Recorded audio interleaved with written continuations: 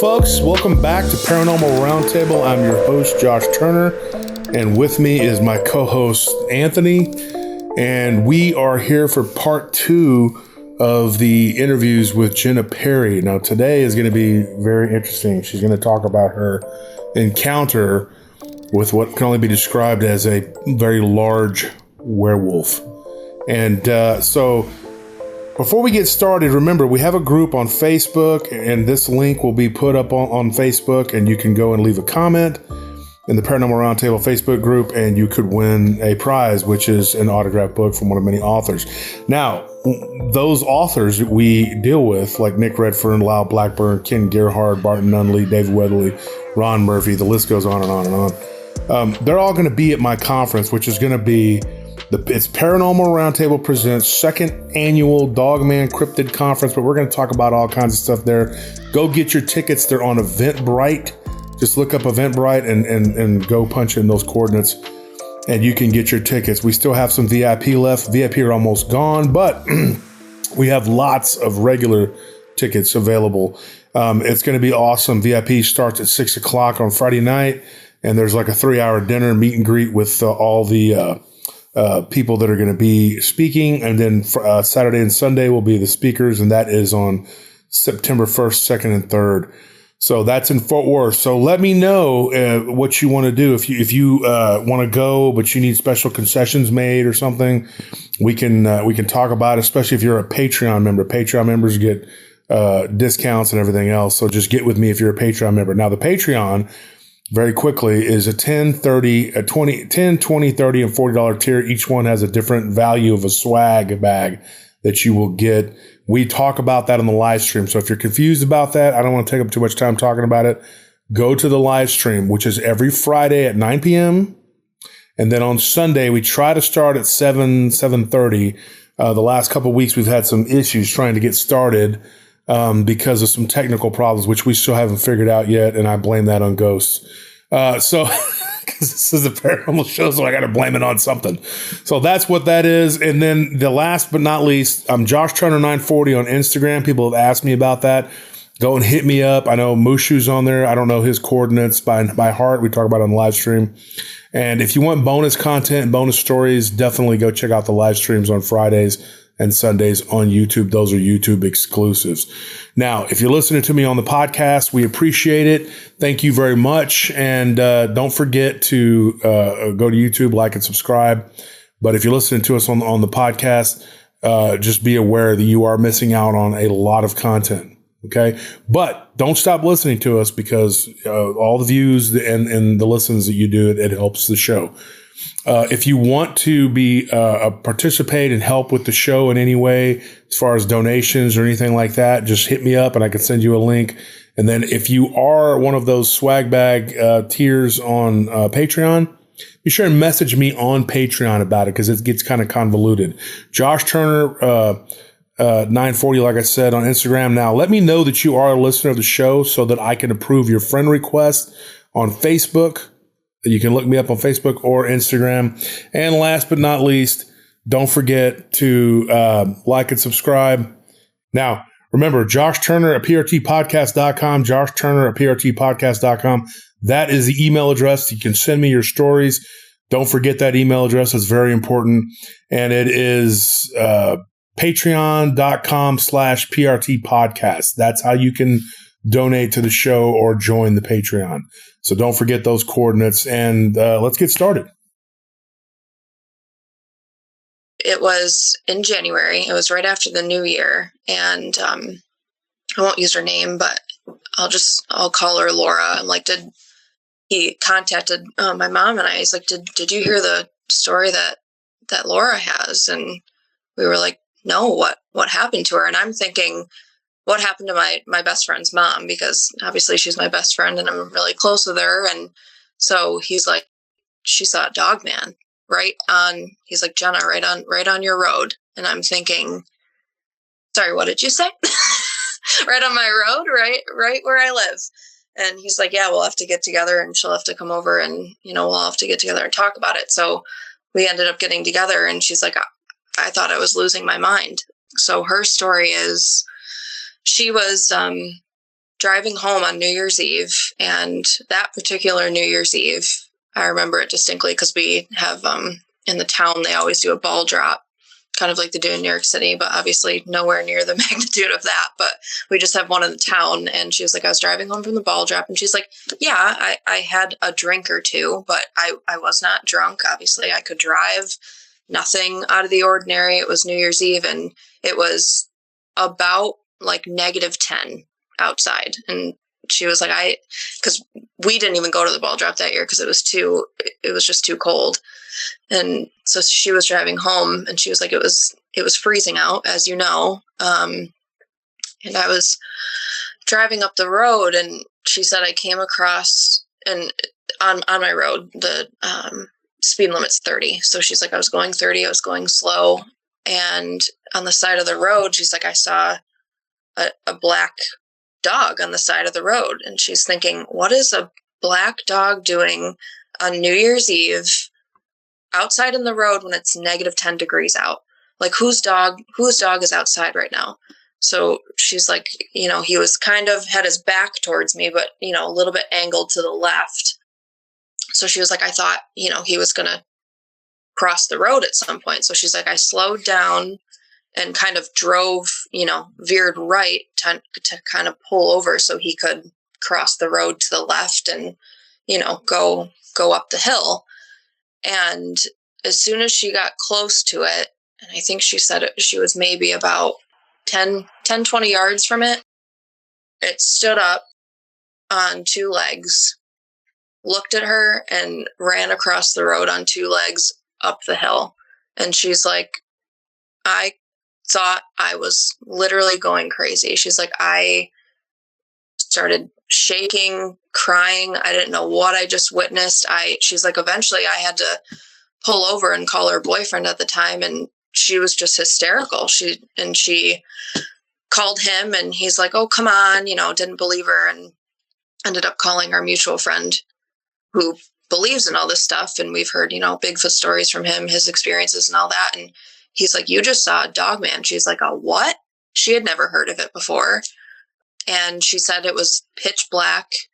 She did say the eyes had a color, but I can't remember if she said they were red or if they were amber. But it looked directly at her and just ran on two legs, crossed the road and up the hill. And she said just the leg muscles on this thing were gigantic. And the upper body was huge. This just the typical, stereotypical, dog man. She said probably about 6 feet, 7 feet.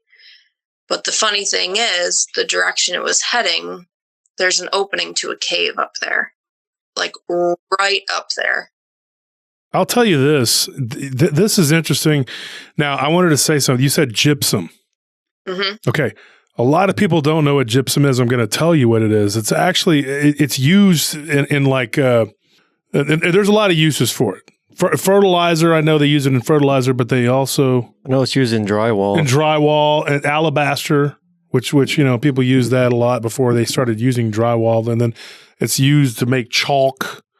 It's soft. It's kind of like limestone. It's very soft. And this is the important thing. People don't know this. It actually crystallizes as selenite. Those clearing those pads that we had, like the things we put the cell phone on that Sam gave us at Anatolian Breezes. Oh, yeah. Okay, my friend owns a shop and he sells crystals and rocks and stuff. So I sat there for like 3 hours one day just talking to him about this as I did some research on these. Selenite is actually a cleansing mineral. And it's been used for a long time, and gypsum actually crystallizes in that form.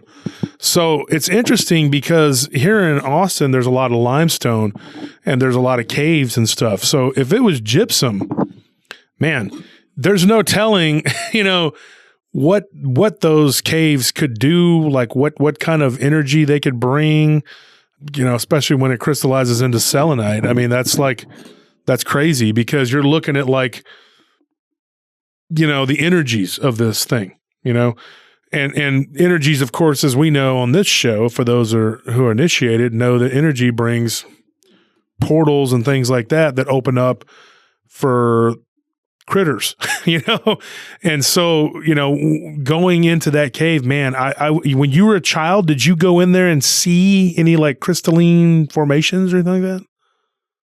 I can't remember seeing anything. It was always really damp, really dark, really just dark and damp is all I can remember. I don't really remember seeing any sort of like rock forms or anything like that, but there very well could be. So, and that encounter happened, I don't know, a quarter of a mile up the road from my house. Yeah. And so let me ask you another question. Whenever they told you about this story, did they say, hey, dog man, or did they say werewolf? No. She's like, it looked like a werewolf. Werewolf, yeah. That's what I figured. And it's weird because this isn't the first time I've heard of like, because gypsum is heavily mined in a lot of places, found everywhere.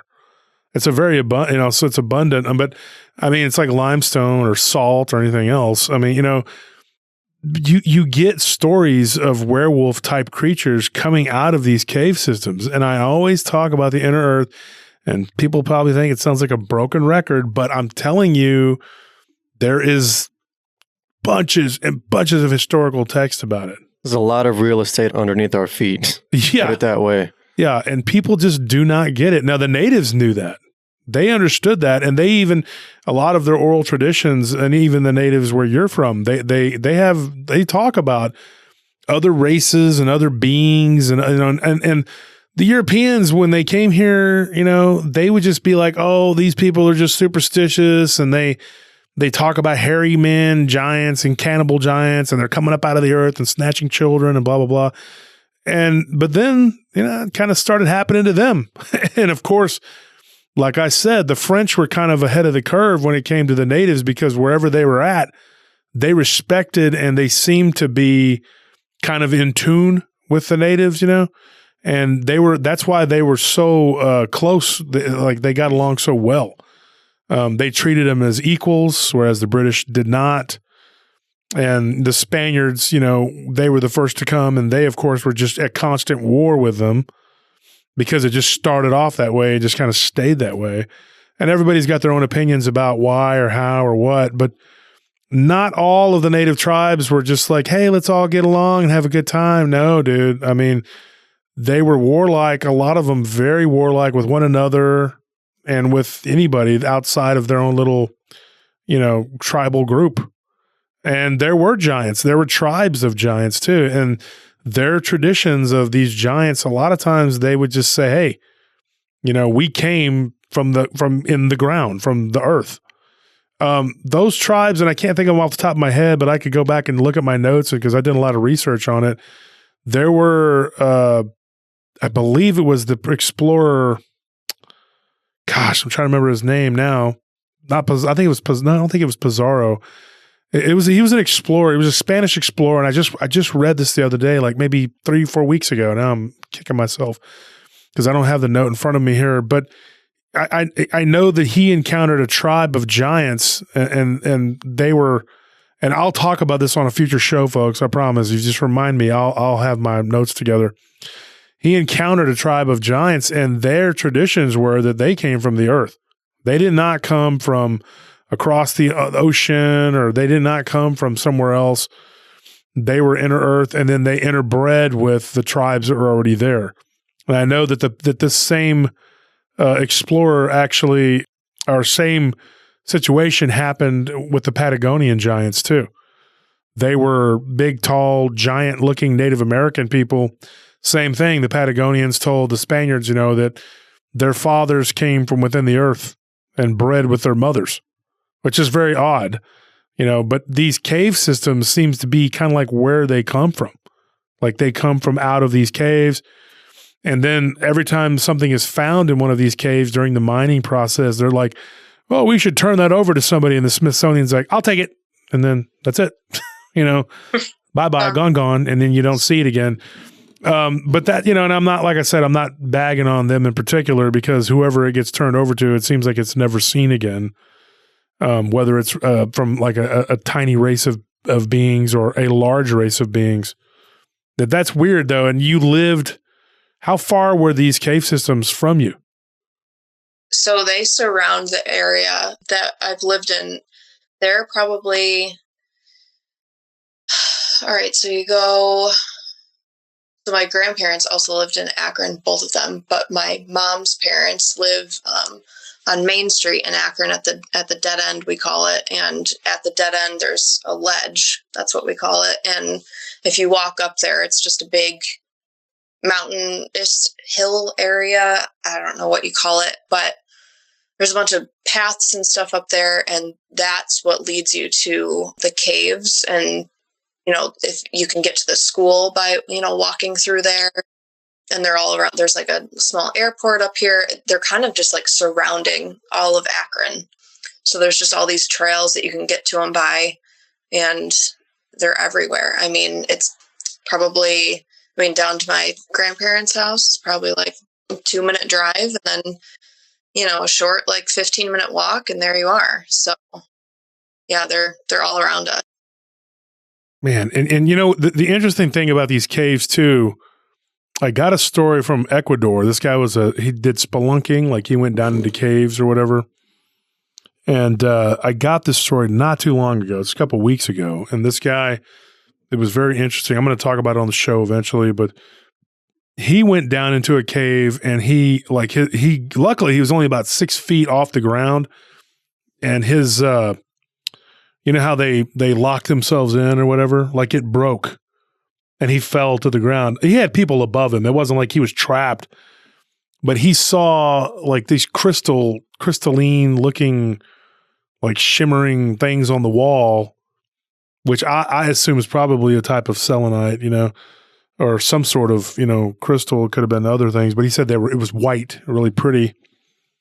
And he said that when he was touching the wall, this is a weird story. Like something reached out, like with a wispy, what looked like a hand with 3 fingers on it, grabbed his hand, and it started to pull him toward this crystal. But it was like it was physical. It wasn't like it was an illusion or anything. But whatever this being was, he saw what looked like a face, like what he described as a featureless face, came out of the wall, and it kind of reminded me of the creature from Edidorpa, like we had talked about on the show the other night, Anthony, where I am the man.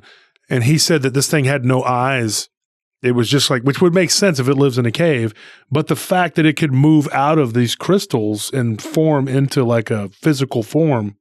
Yeah, what is that? That's bizarre. Yeah, that's very bizarre because, and then what you were talking about, the dog man, he pulled away from it and he screamed, and his buddies got down there, got him out. He didn't go back down. They did, and nothing happened. So they were just like, mentiroso, nothing happened to you. They probably teased him all night. But he was like, dude, I know what I saw. But his friends didn't, at that time, they didn't touch the wall. So who knows how that works. But there could be some sort of like fourth density thing going on there where they come in and out of the wall. I got a dogman story, though, very similar. And this one happened up near Rochester. And these guys were driving in a Jeep, and it was like late October. But the way they described it to me, it was like mid-October. It was an unusually, because y'all up there have seasons. Y'all have actual seasons. Down here, it's like hot and cold. And it's like, yep. Do we wear a jacket today, or are we wearing shorts? And that's pretty much it. There's nothing in between. But no, it's not that bad. I'm exaggerating. But anyway, these guys in Rochester. And this is why I like doing these discussions with people like you, because I can tell these stories, because these stories aren't real long and they're not really like show worthy on their own because they're so short. But it was another one of these encounters. We had a lady came on the show and she talked about this dog man. You remember the werewolf thing in Lexington? Yeah. Yeah. And we met him at a tavern. We went in there to get food, and we ended up meeting these people. But I'm in my hometown, but they don't live there. And they drove through this creature. Well, this is a similar thing. It was near Rochester, and Rochester's not far. It's like up there by Buffalo and all that. And it was October, and it was unseasonably warm for a couple days. And they said that they were driving along in their Jeep with the top down, and there were 2 guys and 2 girls, and they were all in their late teens, like 19. I think the oldest one was 20. And they see this thing run across the road, just looked like a full-on werewolf, but it had like a hump on its back, like a ridge with a hump. And they slammed on the brakes and tried to swerve, but they hit it. And they saw it go up over the hood, and then it went through their windshield, but not like you would think, like glass breaking and everything else. And they're screaming, and it flew right through the driver. The arm went through the passenger in the front seat, and then it repeated the same process of the people in the back of the Jeep. And then they look back, and there's nothing there. What? So, yeah. So, and we had a woman on the show who literally ran right through one of these things. And then me and Anthony, the story about the women up in near Tacoma, Washington, that ran into it was raining, I think it was. Uh-huh. And they ran through the Bigfoot. It was like, oh yeah. Yeah, it was just like it was running across the road. And when they contacted me, those women, they said, we have a story about a Bigfoot ghost. So I thought that's interesting, but it's not the first time I've heard that. Maybe I'm just the only wacky guy that'll take the reports. I don't know, but I got on there and I listened to him and I said, well, have you ever heard anything like this? I said, actually, yes, I have. But they were like, do you think it was a ghost? And I'm like, I don't know. I don't know what it was. This werewolf looking creature wasn't overly large. It was about 6 foot, and they said it probably weighed about 250, 300 pounds. It was heavily built, very muscular, but it looked like flesh and blood, and they felt it when the impact came. Boom! The guy was driving like a Jeep, a Rubicon. It goes through I believe it was a Rubicon. I'm not real sure. Anyway, whatever the Jeep was, the top comes off. I don't know a lot about vehicles, but my wife knows all about that. But it went through them, and it went through their bodies. When I asked the driver, he's the only one I actually spoke with. The female, one of the females, which was his wife. Now they were boyfriend and girlfriend at the time, high school sweethearts. But she was saying in the background, I could hear her kind of talking, whatever. And she was dealing with children, so I was trying to get the story, but. It was very brief, really. It wasn't that long of an encounter, but she said that it felt cold, like when the arm went through her. She said it was like an ice sickle going through your body. And so, yeah, that was very weird. And the guy, he felt the full-on brunt of it. He said he felt like an impact, like if you were to take like a Nerf ball and push it into your chest and say it just goes through your body, like a cold, foamy Nerf ball. That's bizarre. It is very bizarre. Yeah, I know. And then they look back and there's nothing back there. And they're all like, what was that? And they're screaming and yelling, and then they were like, dude, this acid is really taking effect. And I was like, nah, I'm kidding. That's not what happened. They were not inebriated at all, according to them. They were like, we weren't on drugs, we weren't drinking. They clarified that. And I was like, well, that's crazy. I mean, that's usually something that, the first thing they're going to say is, were you drinking? Were you taking the devil's reefer? Was that why you saw what you saw? And you have to say, no, I was not. And then they're like, I thought British policies made the world England. Oh, that's a different show. But I was just, when this thing went through them, like you're bracing for impact. You feel an impact, and then it just kind of goes through your window, and it defies the laws of gravity, physics, everything you could possibly think of.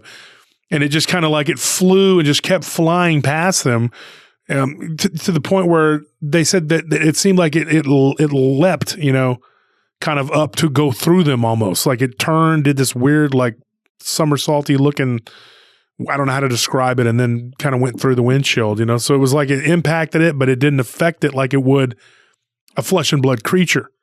Now, I have no idea why that would be. But it's interesting, like how far is Rochester from where you live?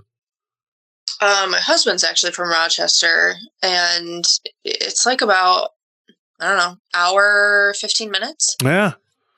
We go up there all the time. So what highway that is, I need to go back and look. I wasn't planning on telling that story tonight, but we started talking about, whatever. And I believe that one of them, I'm sorry, go ahead. Was it Highway 104? That might have been it. Yeah, that sounds familiar. I don't know. I guess you could look it up, Anthony. But if you ask your husband if there were mines over there in that area too, that would be interesting to know. Yeah, I will. I wonder if he would know. Because I didn't ask that question. I mean, I just politely told them, you people, you're out of your minds, and I hung up. I'm just kidding. I'm joking. I hope they y'all know I'm joking. You said it's by Rochester, right? Yeah, Rochester. Yeah, that'd be Highway 104. Highway 104. Okay. I knew it was 10 something. Maybe that creature was actually in the middle of taking a physical form, but like the atoms of which it was comprised had not yet had like a repelling force. That's why they were able to go through it. Of course, this is all, I'm just postulating, this is all conjecture, but we know that all physical matter is made up of atoms, right? Well, if you look at a single atom, over 90% of it is just empty space. So, like when two things touch, it's kind of an illusion. When two physical objects are quote unquote touching, what's actually happening is that they're getting as close as they can, and the atoms that make up those two physical pieces of matter are actually repelling each other. So what you're actually feeling is a repelling force. Like if you put your fingertips together, you would think, oh, I'm feeling my own fingertips, but what you're actually feeling is the repelling force of the atoms that make up your fingers, and that's why you can't go through things. But what if this thing was in the process of taking a physical form, and during that process, at this point, its atoms had not yet taken on that repelling force, and so that's why it was able to go through this car and go right through these people, and maybe that's why they actually had a physical sensation when they felt it go through them. That's great. That is weird. I mean, I don't know. I'm trying to look for my notes. I'm looking through my notes to see if I can see, because it wasn't in Rochester. Right. I know people think Rochester and they think the city, which is not the most ideal place to be. I've heard. Let's see if I can find where they said that this was, because it was a county road off of 104. Oh, yeah. All right. That sounds like my husband's kind of country. Yeah, he probably would know. Maybe you could ask him. Yeah. Anyway, I don't have the notes in front of me. I just remember them saying it was off a county road or a country road off of 104 and back in that area. They said it was, I believe, east of Rochester. So. Yep, that'd be where he's from. Yeah. No, maybe that, this was years ago, these people that, and I don't, maybe I could talk to them and maybe he could, I don't know, maybe if they still live in the area. I didn't ask. Did you get the specific area? He's from Ontario.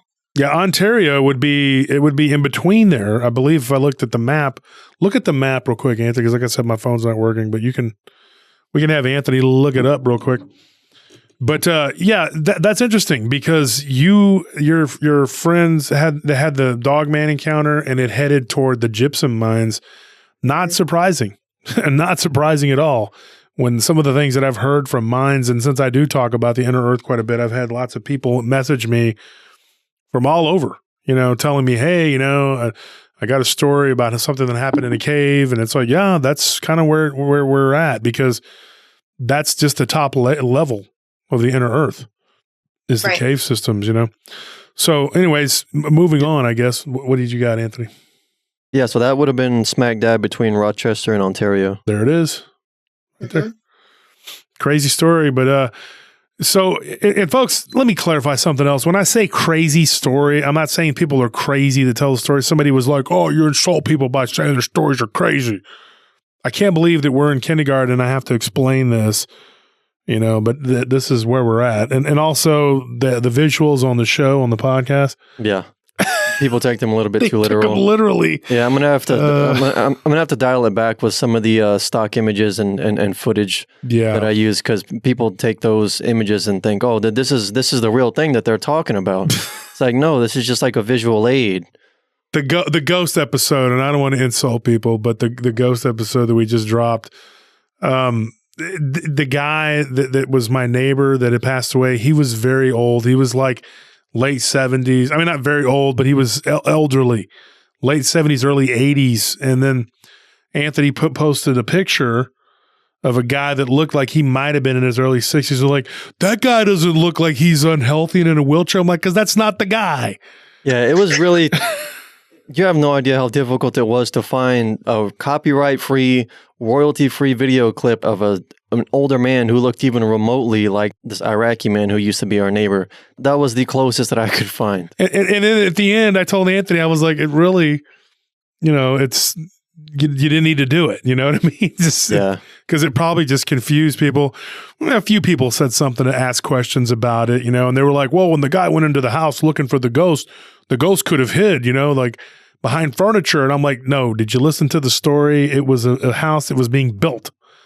But then when they saw the visual of the guy with the little man bun guy, he was looking around,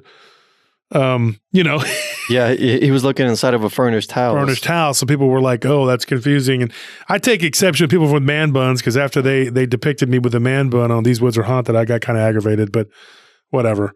I'll let that one slide. So Jenna, tell us more. Let's get into some other stuff. What else has gone on in your life?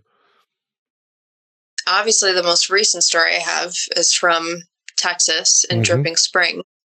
I could get into that one next. Let's get into that one. Let's do it. I've been waiting for this one.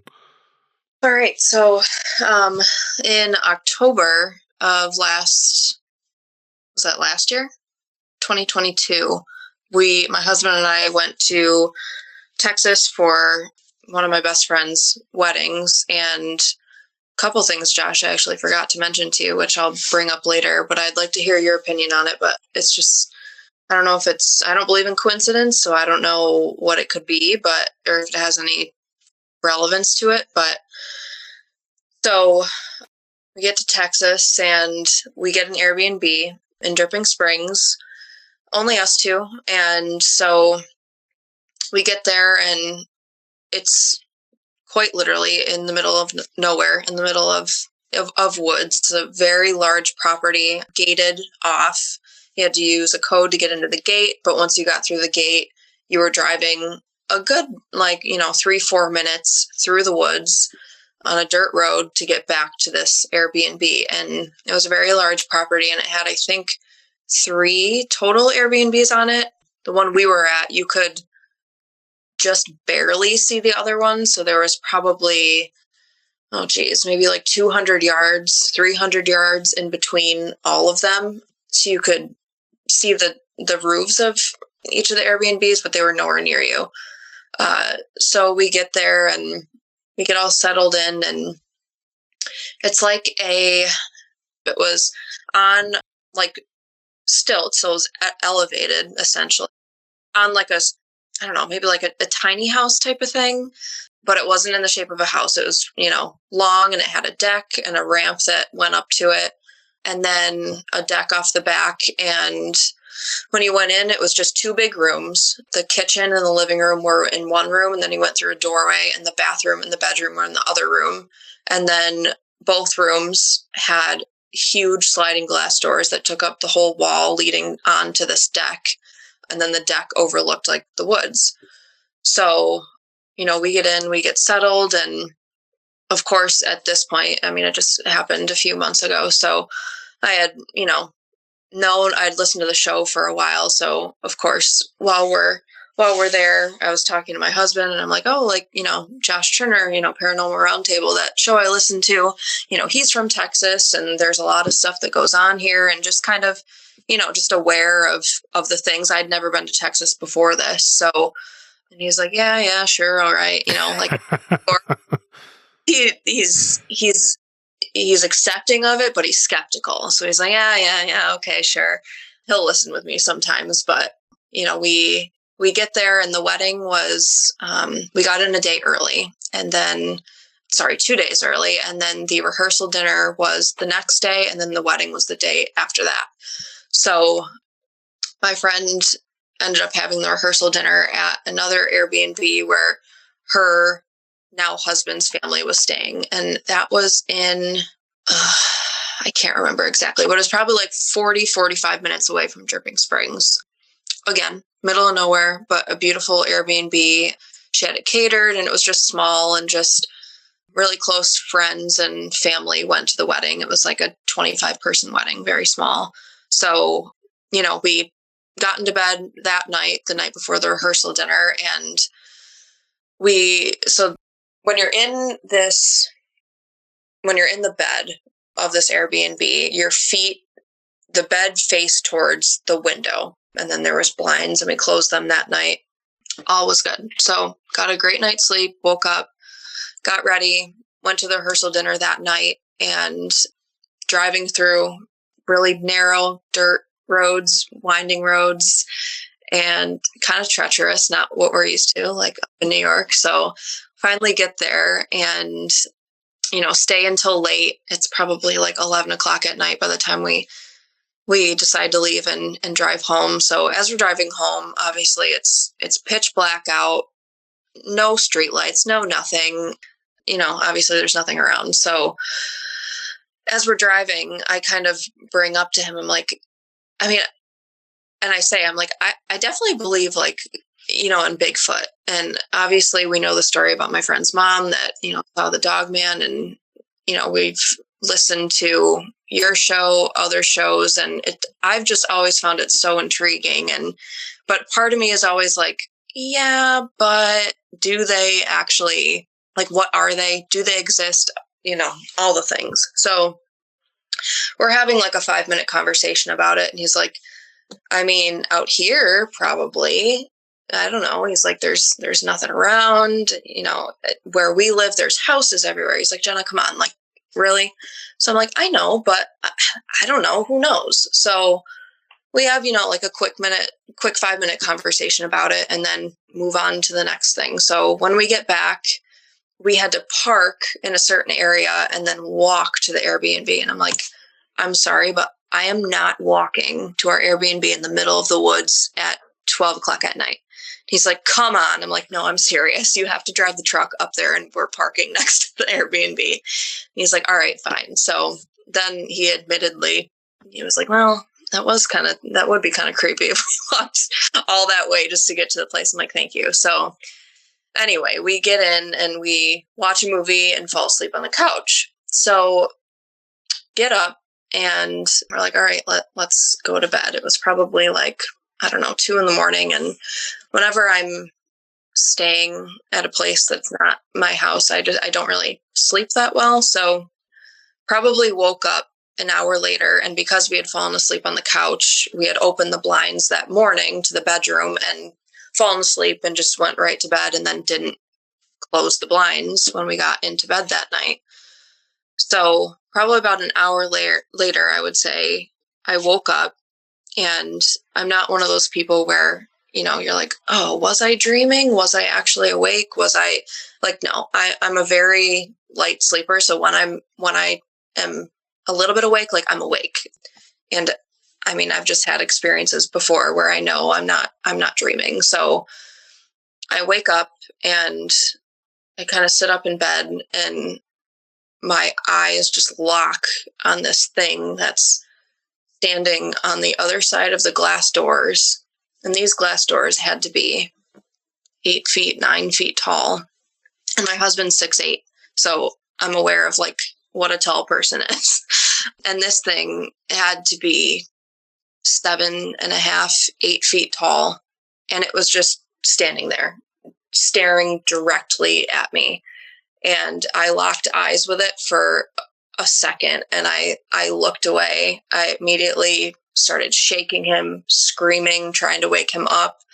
He woke up and he's like, what? And he, looks out the window and there's nothing there. And he's never seen me like this before. And he's like, what is wrong? What happened? What did you just see? And I was like, you have to go around and make sure all the doors are locked. And he's like, okay, but hold on. Like, what are you talking about? And I'm like, I could not even vocalize anything for a good 15 minutes. I didn't even want to speak about it because I just thought it would come back. It would manifest itself. I didn't know. And he's like, you have to tell me what you saw. I'm like, no, I literally can't. But it was, like I said, probably about 8 foot tall. The head was easily about 2 feet wide. This thing was ginormous. And it looked, when I first saw it, I'm like, okay, I'm looking at a dog man. But in my head, I thought to myself, that is not what I pictured them to look like. That it's exactly what my brain said when I saw this thing. And what I mean by that is it looked distinctly more like a bear rather than a wolf. Shorter snout. It had the distinct like frown that bears have when you're looking directly at their face. how their mouth kind of like frowns on the sides. And like I said, I looked at it for a second, maybe two, because I couldn't believe what I was seeing, and I just couldn't look at it. And it just looked at me, and the vibe it gave me was, we are real. Do not question us again. Like it was just very authoritative, but also very sinister in a way that I didn't even want to describe to him until the sun came up what I had seen, because I was just terrified. As far as other features, I mean, I locked eyes with it, and the vision of it's just burned in my brain, of just the distinct face, and how I just thought to myself, that is not what I pictured them to look like. So in my mind, my rational mind, I'm thinking, okay, if I did dream it, or if I did, pareidolia, whatever that's called, if I did if I did, try to see something in the dark or whatever it was, why would I see something that I've never envisioned before? Because, when you look to all the Dogman stories, and I've always envisioned just that very distinct werewolf looking creature, not anything near a bear looking creature, if that makes sense. Yeah. Your husband, he's 6'8", you said? Mm-hmm. Okay. And when we talked before, you had said it was about 1.5 feet taller than him. Is that correct? Yeah. Okay. Yep. So that would put this creature at like well over 8 feet. Yeah. 8.5 feet. I mean, if it's 18 inches, above 7.5. And what is now I wish I would have taken a photo of him, because the next morning I had him stand outside and stood exactly where I saw this thing. And yeah, it was like a foot and a half over his head. And I wish I would have taken a picture, but I didn't. But I think at that time I was so in denial. I was like, there's no way. Like, I know what I saw, but also I tried to steer it away. Like I just didn't, I'm like, no.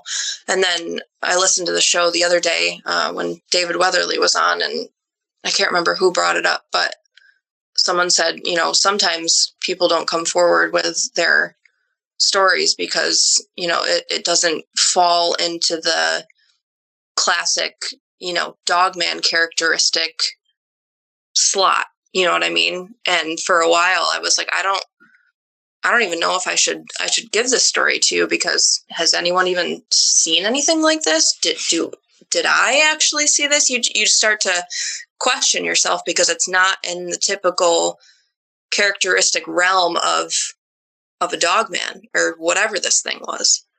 Yeah, that's understandable, because just having a regular, well, there's nothing regular about it, but just having a Dogman werewolf experience in general is difficult enough to tell people, to open up about that. But then when there are more aspects to the story, it's just like one thing on top of another that will make anyone apprehensive to share that encounter with someone. Mm-hmm. Yeah. And I think too, just knowing where we were and how you had to get up onto, it's not like, the Airbnb was on the ground. It was elevated. It was on stilts per se. And you either this thing had to get over the fence around the deck, which was, I don't know, 12 feet off the ground, or walk up the ramp on the side and then, get to that window over there, walk across the deck and get to the window. And the thing in my head too, when I woke my husband up and he's like, there's nothing there, I wanted so badly to hear footprints or hear something, Footfall. anything.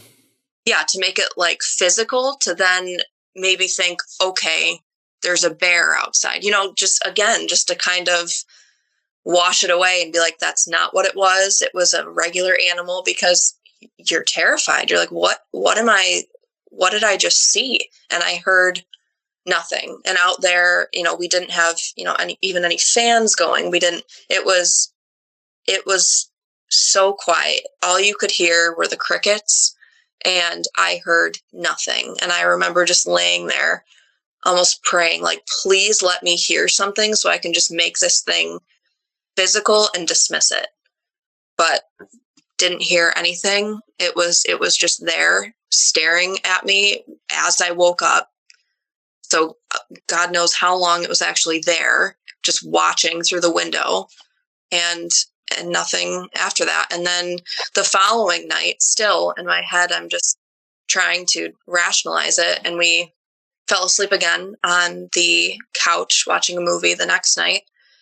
And I remember waking up that night, and I made myself look out the window, and it was obviously black again. In the living room, there was no curtains to shut. So when you woke up, you were just looking directly out these big sliding glass doors. And, I made myself look out there to see if it would happen again. And it wasn't there, because I wanted so badly to just be like, okay, your mind's making you see these things. And I mean, thank God nothing happened again, and it wasn't there again. But once again, I just wanted so bad to just, okay, it's your mind playing tricks on you. You look out there again, and there it is again, and then it's gone. Okay, I can dismiss it. But no, I'm convinced it was there, and it was real, and just the feeling it gave me. And I can't explain why I would see something that I've never, ever once, pictured in my head before. There's a lot to digest here. First and foremost, you could tell the audience how heavily wooded Central Texas is. I don't think people realize that. When Barton came down to visit, remember Anthony, he was like, dude. Whenever people think of Texas, they always think of West Texas. With tumbleweeds. But from Central to East Texas, it's all green. Just thick, woods. So you experienced that firsthand, Jenna, like how thick the woods are here. Mm-hmm. Yeah.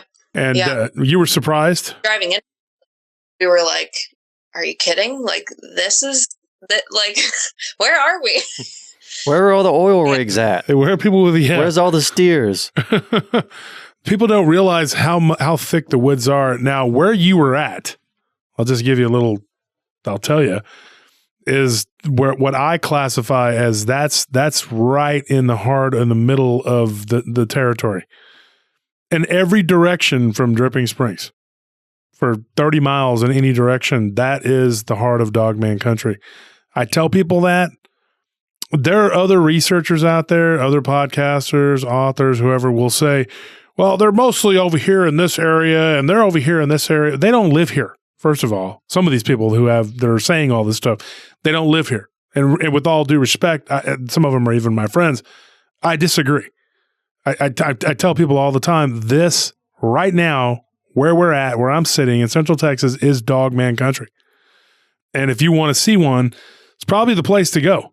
Devil's Backbone, I would say, which is north of where you were at, just prime real estate for these things. And it just seems like the cave systems and then the rivers. Dripping Springs is a very beautiful place in the daytime. At night, you can't see anything, and there's a lot of weird phenomena that goes on, like ghost lights, Bigfoot, Dogman, all kinds of stuff. And I have a friend of mine who's lived out there in Dripping Springs for his whole life. My friend, we call him Bones, but anyway, he's told me before, like driving home, he's thought he's seen things like run across the road. And he's like, what was that? Like, and he just kind of like shakes his head like, okay, I'm just going to, mark it off, because he has to live out there. Because he doesn't now, but his folks do. And for years he lived out there. Now he lives in South Austin for the last few years. But, he goes to visit his folks and I know his folks too, and they live way out in the middle of nowhere. And then, the author, my friend David Weatherly, lives out in the hill country. And of course, one of my really good friends, Tommy Kelly, lives out there, and they all are living in the middle of this area where if you know, then you know that there's something out there. There's stuff out there. People's pets go missing quite a bit. People's animals and stuff get messed with or get killed. Things happen. And I tell people all the time, these things are no joke. This is a real thing. The thing is, too, you get these stories of dog man. Well, you don't really know what that is because you get different variations of it. But one of the variations that people are kind of reluctant to talk about is what you saw, which is like a bear. I don't know. I had Ken Gerhard and Barton Nunley on the phone yesterday and Sibylla Irwin. We were all talking and they were giving me some advice about my books coming out. And we were going over reports and, I enlisted some help because I've never written a book before and I needed help interviewing 60 different people. So it's kind of a daunting task. And to try to get it done and get it, for the conference. And Sibylla's doing the artwork for it. And I talked to her about your case. But there's 3 or 4 just like yours, kind of in the same area. And so I was wondering, about what we call this thing. And of course, Barton calls it Bearilla because he's heard stories of this, but it's also known as the Gugwe. But we don't know that what you saw is the same as the Gugwe because I have a report from 1952, or maybe it's 55. I don't know. Anyway, it's out near Nowak. It's a little bitty spot in the middle of nowhere out in Central Texas out here. And a guy delivering cotton going in and from a cotton gin out there is no longer in existence.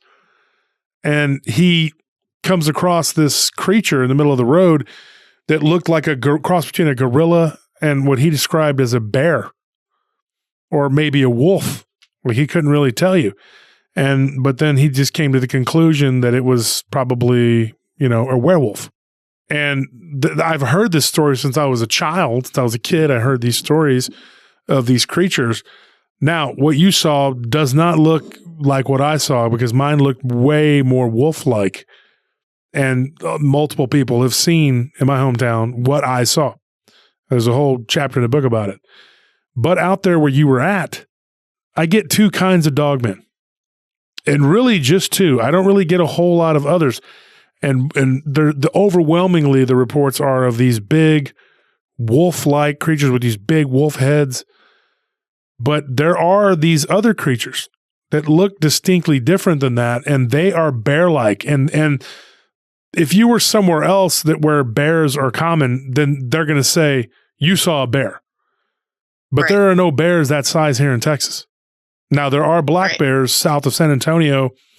Some people say the Devil's Backbone may have some. I've heard of black bears, but then again, people see saber-toothed cats out there. So who the heck knows what's really going on?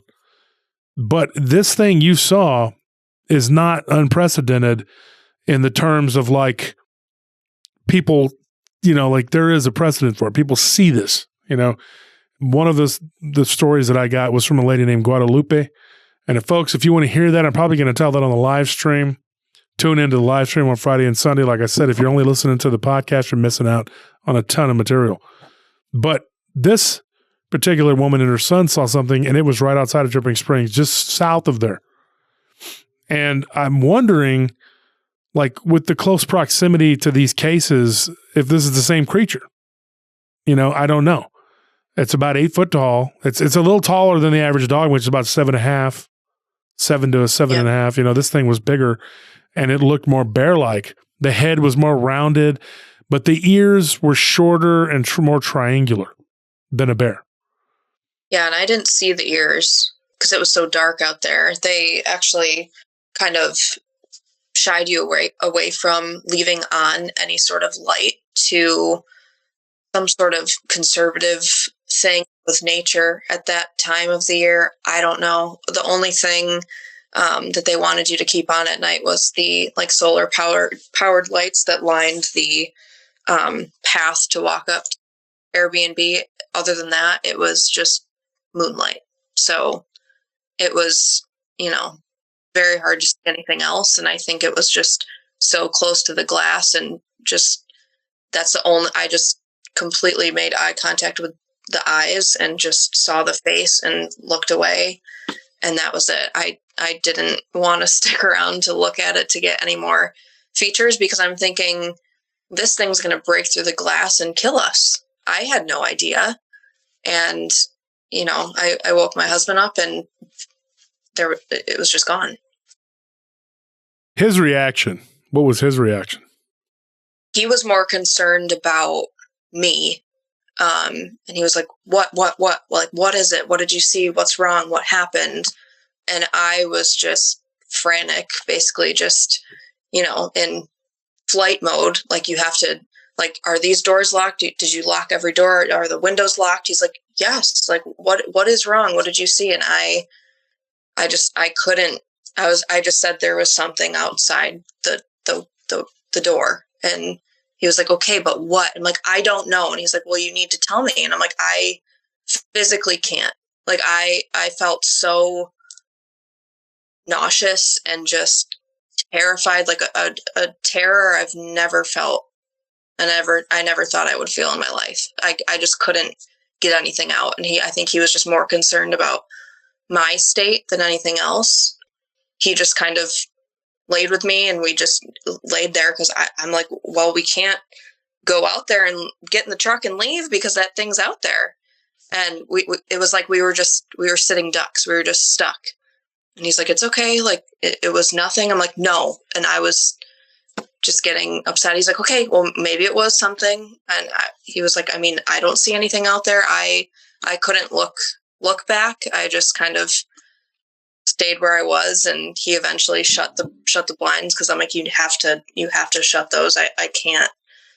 He's like, all right, we'll shut them. And in the morning, I finally just kind of told him what I saw, and he was like, really? And I'm like, yeah, I feel like I'm crazy. I don't know how else to explain it. And he's like, you're not crazy. He's like, maybe you did see it. Maybe, who knows? And that was kind of that, because knowing we had to stay there another night, I didn't want to really like vocalize too much, because I just kind of felt like that would almost bring it to life, bring it back. So, yeah. Whew. So, folks, be sure and tune in next week. We're going to talk about some more Dogman encounters. It's going to be me telling or retelling people's stories. And Jenna Perry was nice enough to sit in, and she's going to be a part of the show. So it's really a third part with Jenna, but she's going to be more of a co-host, just like we did with Matt Inch, which everybody seemed to like, when the witnesses can sit in and kind of give their input on some of these other cases that we've had and gone over. So be sure and tune in next Tuesday for that. Don't forget, I'll see you on Friday on the YouTube live stream. We try to get started around 9:00 on Friday, and then again on Sunday. Friday we have a guest. We always have a guest, and you're not going to want to miss this one. This woman who saw something that looked like a rake, crawler, whatever, and some other things that went on. And so you're not going to want to miss Friday's show on the live stream on YouTube. Be sure to tune in for that, 9 p.m. Central. And then Sunday, we don't have a guest, and we retell stories, and we talk about the events of the week and what's going on in the world of Paranormal Roundtable. That's on Sunday, 7:30, usually around that time we'll start. So be sure and hit those live streams up, and then we'll be back on Tuesday doing it all over again. And then we're going to be embarking on a series of interviews that are probably going to be launched on Thursdays again, just like we did with the Christopher Garetano 3-part episodes. So that's another thing to be looking forward to. So you got a lot of content coming from Paranormal Roundtable. Be sure to like and subscribe, and don't forget to leave a comment on the Paranormal Roundtable Facebook group. Good night.